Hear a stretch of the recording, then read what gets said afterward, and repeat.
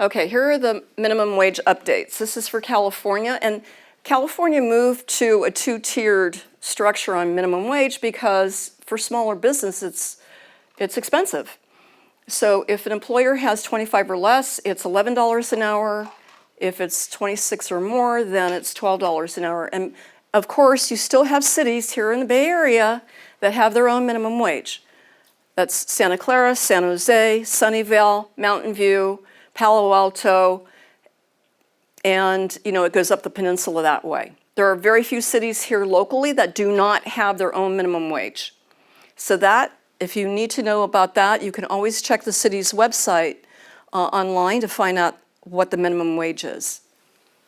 And by the way, it's all dependent on if an employee works 2 hours in a given city, they are entitled to minimum wage on that time of that city. The IRS increased the mileage reimbursement. So it was 55 cents, they had dropped it. It's now back up to 58 cents per mile. And one thing that small business employers don't understand is just because the IRS says this is what mileage reimbursement is, this is what you can deduct on your taxes, that doesn't mean you have to reimburse at that full amount. You can do it at a lower amount, as long as it's consistent and as long as it's considered to be fair. So a lot of my clients, they have selected 40 cents a mile to reimburse. Okay, this is overtime pay off the clock time. Okay, so this is what happened at Starbucks. Starbucks had an employee sue because every day, this is an assistant manager who is a non-exempt employee paid by the hour. That person every day had to close down the register, close out all of the timekeeping and set the alarm and then lock up, close the lights and everything before they could leave for the day. Now, that's 5 minutes a time, but it's every day, every shift. So over time, that gets to be quite a lot of money that this person is not getting compensated for his overtime. So they said, okay, if it were random here and there, maybe once every 6 months or something, that's okay. But if it's on a routine basis, the employer is obliged to pay that person overtime. Okay, employee non-solicitation. So there are documents that you might have an employee sign and mostly when they separate from the company, meaning when they terminate. And that, when I say terminate for any reason, if they're laid off, if they quit, if they get fired, whatever it is. You may not any longer ask them to not come back and get their buddy to go to their new company. Because in the past, we always had that clause that said, as a condition of your severance, you cannot come back and basically poach employees. And especially this is so relevant now here in California, because as everybody knows, the job market's so hot and the unemployment rate is so low, it's hard to get good employees. So you can no longer, what happened on this one, this was a decision handed down by the Supreme Court again, and they said, they had an employer that let go an employee. The employee went to work for a recruiting firm. Well, the recruiting firm, that's what they do. They recruit. So that guy went to work for a recruiting firm and came back and said, hey, he asked a couple of his friends, you want to come to work for us over here at this recruiting firm?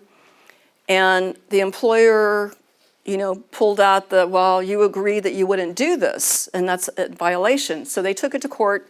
Supreme Court says, oh no, because that recruiting firm has a right to do business. And those people have a right to earn their living. So you can no longer demand that. It's now considered to be unenforceable. Will people still leave those in their agreements? You cannot. I recommend that you don't. Because any time that you have something that's unenforceable, that's in any contract that you have, the legitimacy of that document then becomes into question. And non-compete clauses were already struck down, like going to work for you cannot, non-compete clauses are unenforceable. What about for clientele? Are you allowed to call on clients of your former company to try to like poach them? So this is how you work it. This is what I do.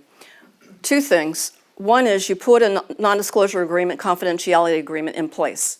And in there, you specify that the employee may not violate that by taking a client list, contact information, anything having, processes, confidential information, proprietary information, and you can do that.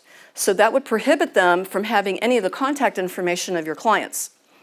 Then the other thing on the client side, I build it into my contracts with my clients that says that if they are not to basically poach my employees, because if they do, they're going to owe me money. If they do that. I mean, they can do it if they want to, but they need to be like upfront and talk to me about it. Don't go behind my back and try to do that because I'm going to find out anyway.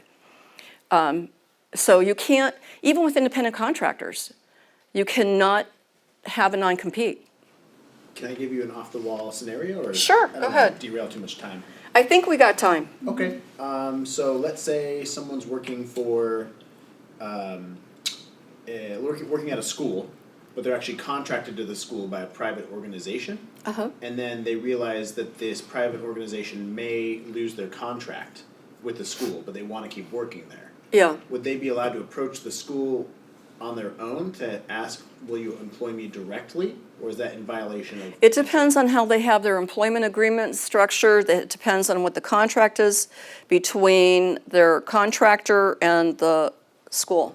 Gotcha. Okay. So if they don't have anything in there, then yeah, they could. But it would be legal to say, hey, you can't go and attempt to seek direct employment with one of our clients. You cannot tell your employee to do that. That's not But you unenforceable. could write it in with the contract with the. With the school. whoever your client is, yeah. Gotcha. Yeah. Where they can still have the right to do business, but you could say, if you do that, you owe me X dollars. Right. So like what I have is sort of, it's like a recruiting fee. Yeah, totally. Yeah. So it's quite a lot of money, and mostly they don't want to do that. But that's a very good example. Any questions about that? Okay.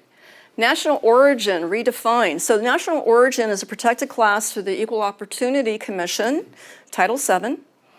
And they expanded that definition to include association of people who may be perceived as part of a national origin group.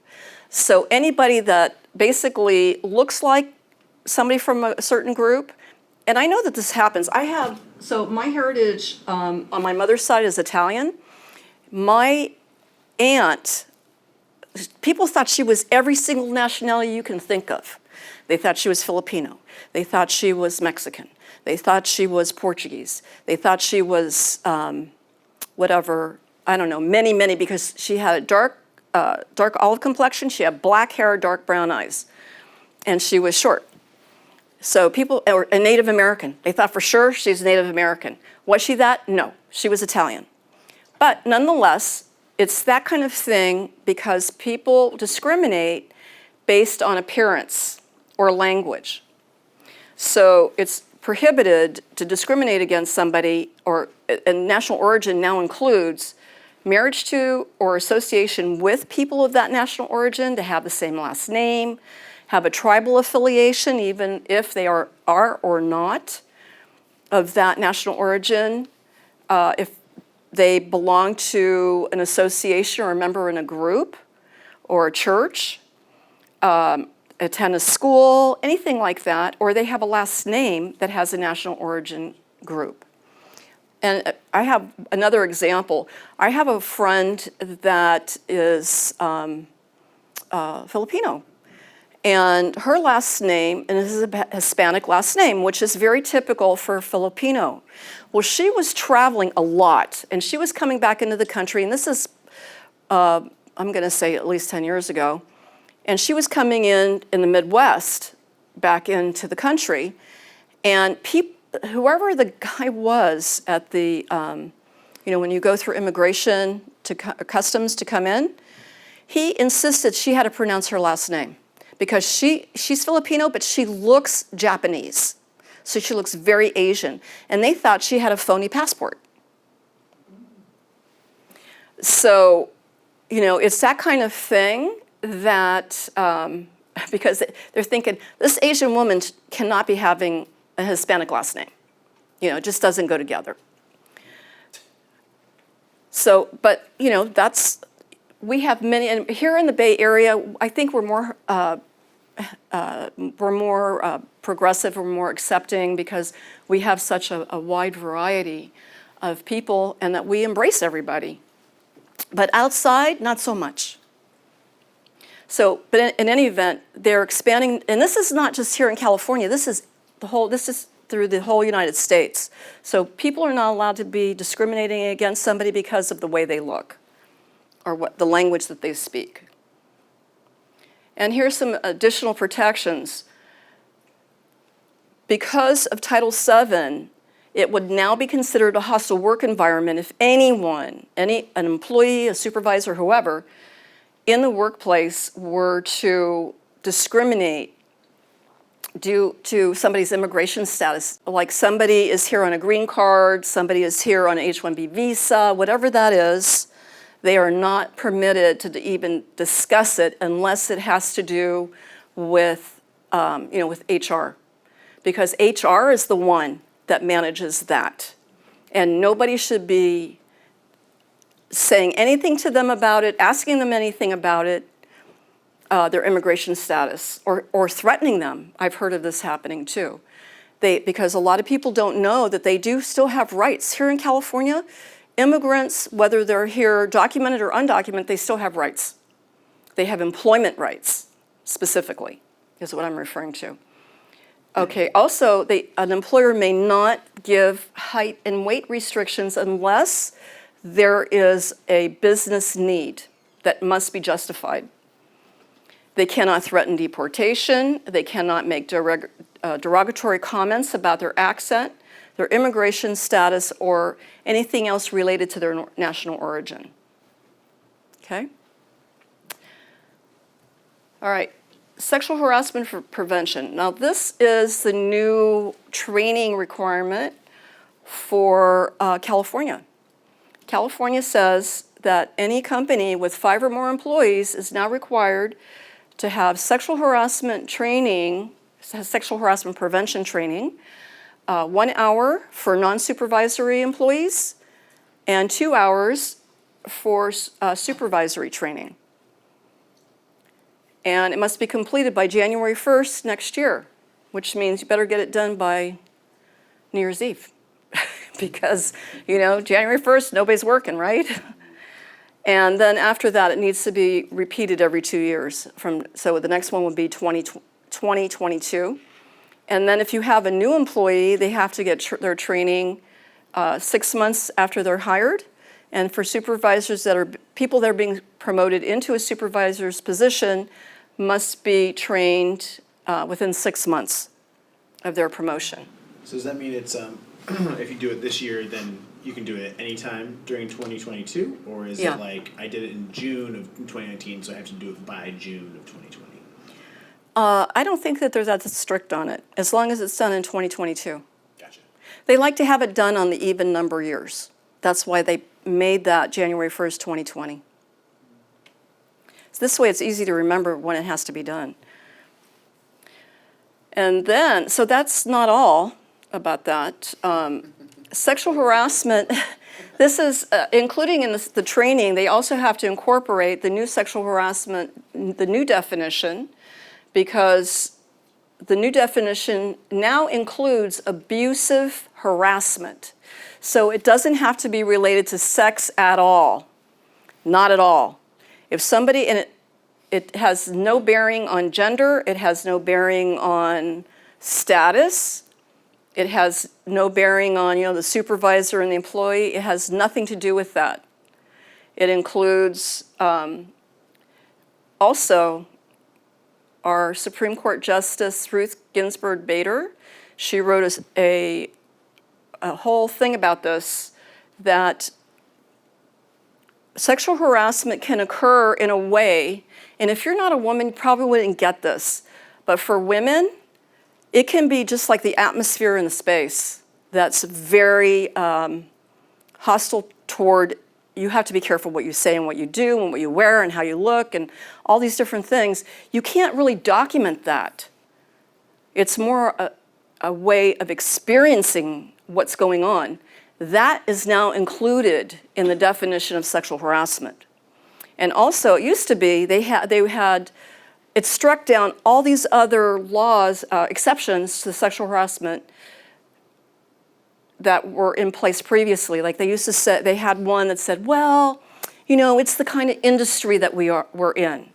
We're in this industry and that's how guys are in the industry. So it's okay if they sexual harass the women. And they said, oh no, no more, gone. So it applies across the board, regardless of industry, regardless of everything. So even though, you know, even if you're a very small firm and you only have 2 employees, this still applies. The sexual harassment prevention is still in place. Even if you're not required to do the training, the law on protecting people from sexual harassment and abusive harassment is still applies to your company. So that's for any size company. Also that they said that used to be that a hostile work environment was defined as pervasive and ongoing. Now they said even if you have 1 incident, it could be enough to consider it to be a hostile work environment.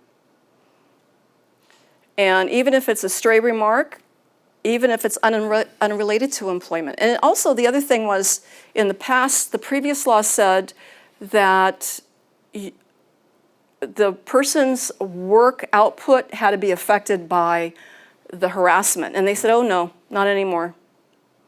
If it's a hostile work environment, then that's totally beside the point. Now, in California, it's a violation of harassment, even if it's from a non-employee. So if you have a contractor, if you have some delivery guy coming in and dropping off a package and is harassing the front desk person, that the employer is responsible for that. And they're not requiring it, but they're encouraging employers to also do training on sexual harassment as a bystander. So if you observe a harassment going on, you know, like train people on what to do about that. Okay, here's another thing. This one, if you can believe it or not, they had employee contracts that would say, we're going to hire you to do this position, you know, to perform these tasks in this position, but you're going to sign this thing that says you will never, if these things happen, you will never sue us, you will never come against us for a claim, any of that. Even if it happens to you, you're signing your rights away, basically. And they're saying you can't do it anymore. That's unenforceable also. Or if you're going to get like a big raise or a big bonus. See, this happens a lot to women in a big corporate structure where they're moving up the ranks and they're like at a very high level. Maybe they're an executive and they're saying, okay, we're gonna promote you. You're going to be executive vice president. But you know what? Because we're going to give you that, you can't sue us if somebody sexually harasses you. So they're saying, oh no, no more of that. So also, it's no longer allowed, and this is because of the Me Too movement, this whole thing with so many high-powered men were protected from and shielded from anyone knowing that they had actually had a lawsuit against them for sexual harassment. It was a requirement for the